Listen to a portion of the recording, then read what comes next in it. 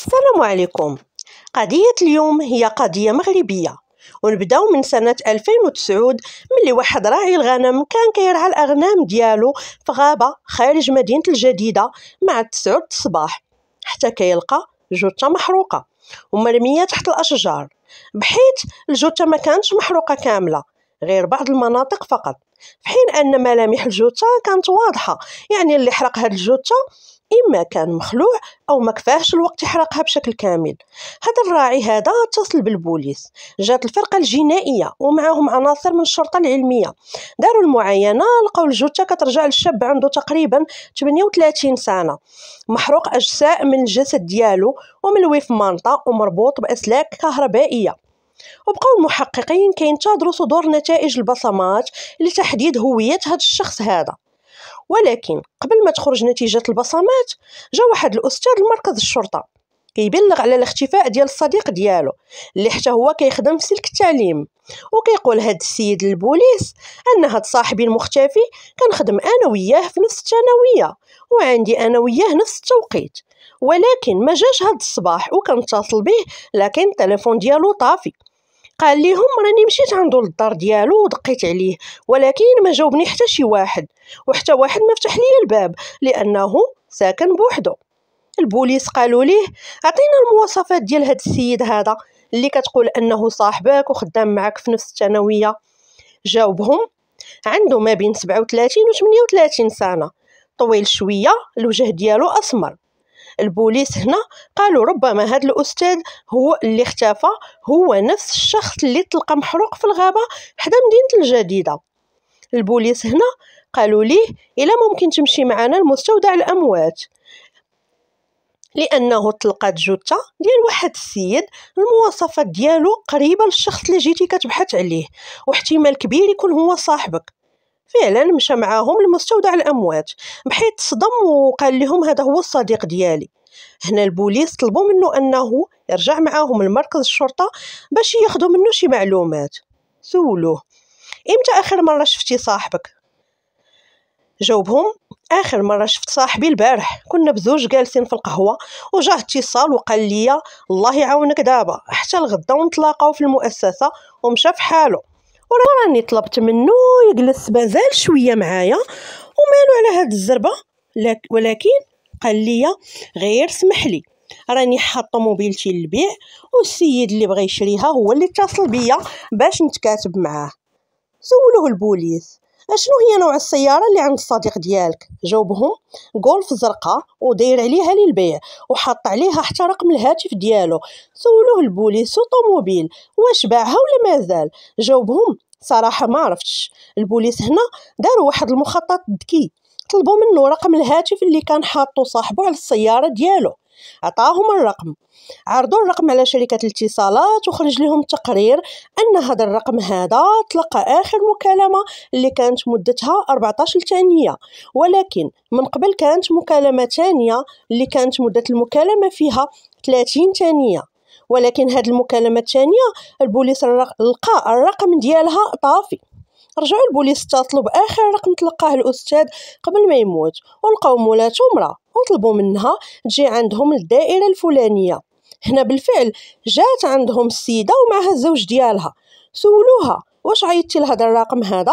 جاوبتهم بنعم، بحيث البارح كنا معروضين عند شي ناس يعني تعشينا عندهم، ولقينا الطوموبيل معروضة للبيع واقفة حدا الشارع، عجباتنا وبغينا نشريوها، ولكن مولاها قال لنا راه جا واحد السيد وتكاتب معايا وبغى يشريها من عندي. البوليس هنا رجعوا اتصلوا بالرقم قبل من الأخير اللي كانت مدة المكالمة ديالها 30 ثانية، واللي كانوا لقاوها سابقا طافية، بحيث ملي صوناو هاد المرة لقاوها خدامة. وجاوبتهم واحد السيدة قالت لهم السلام عليكم. قالوا لها عليكم السلام، معك البوليس. قالوا لها واش الرقم نتاعك؟ جاوبتهم هذا الرقم نتاع خطيبي. سولوها فين مشى الخطيب ديالك؟ جاوبتهم خارج مع خويا. سولوها فين ساكنه؟ جاوبتهم انها ساكنه في مدينه اصيله. قالوا لها هذا الخطيب ديالك راه متورط ومتهم في جريمه خطيره، لهذا ما تورطيش راسك معاه، وعطينا العنوان ديالك. قالت ليهم راكم غالطين، الخطيب ديالي جدارمي. قالوا ليها راه ما بقاش جدارمي، راه من بعد التحريات اللي درنا لقينا انه كان متورط مع تجار المخدرات ومدوز الحبس وخرج من الخدمه. لهذا ردي بالك منه. هنا البنت تصدمات بزاف وعطاتهم العنوان ديالها. جاو البوليس عندها ولكن الخطيب ديالها ما لقاوش. سولوها البوليس واش قلتي شي حاجه لخطيبك وباننا كنقلبوا عليه؟ جاوبتهم بانه هو اللي بغى يمشي حيت قال ليها انه خدام في الصباح. الوالدين تاع هاد البنت هادي كانوا حاضرين كذلك، وحتى هما بدورهم اكدوا للبوليس ان هاد السيد المبحوث عليه جا خطب البنت ديالهم وقال لهم انه ضراكي وعطيوني غير شي ايامات ونجيب والديه معايا باش تكون واحد الخطبه رسميه. وحنا صدقناه وضايفناه عندنا وبات عندنا. اليوم ضل خارج مع ولدنا وملي جا قال لنا راني خدام في الصباح وغادي نمشي في حالي حتى نجيب معايا والديا. سولوهم البوليس اش من طوموبيل كان راكب عليها؟ جاوبوهم طوموبيل غولف لونها ازرق. هنا البوليس تاكدوا انه هو القاتل.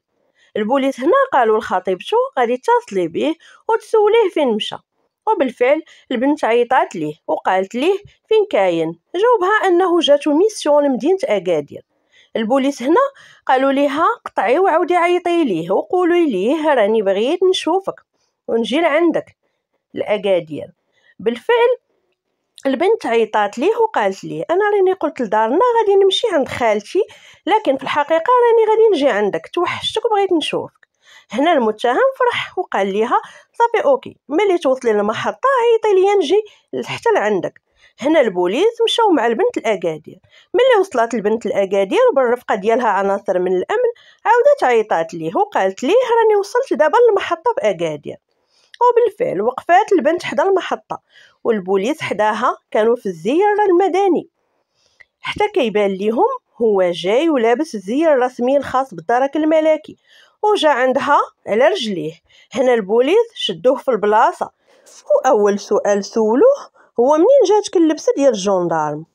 جاوبهم انا حرفتي خياط قبل ما نكون جدارمي.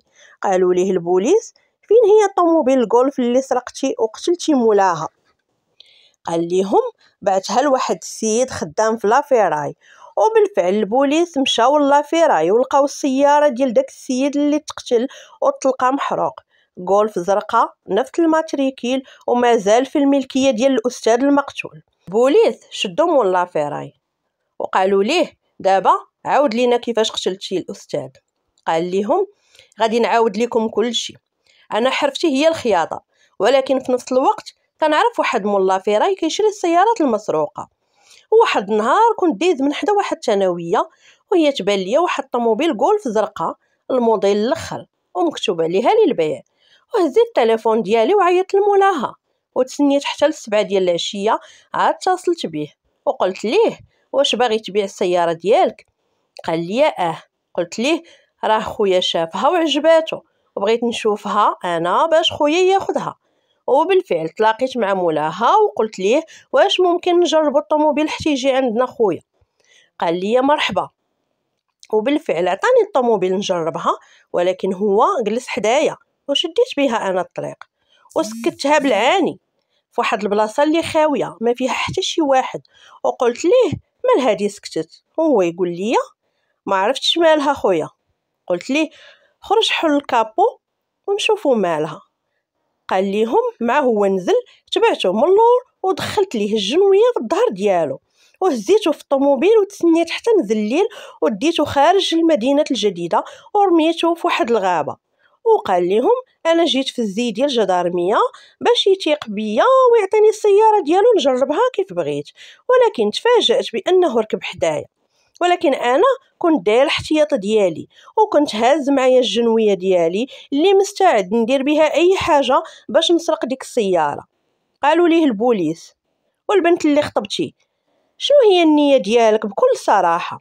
قال لهم النيه ديالي من الخطوبه نتاع هاد البنت هادي انني نسرق ليها السياره ديالها من بعد ما تثيق فيا انني جدارمي، ولكن ما كنتش ناوي نقتلها سواء هي او الاستاذ.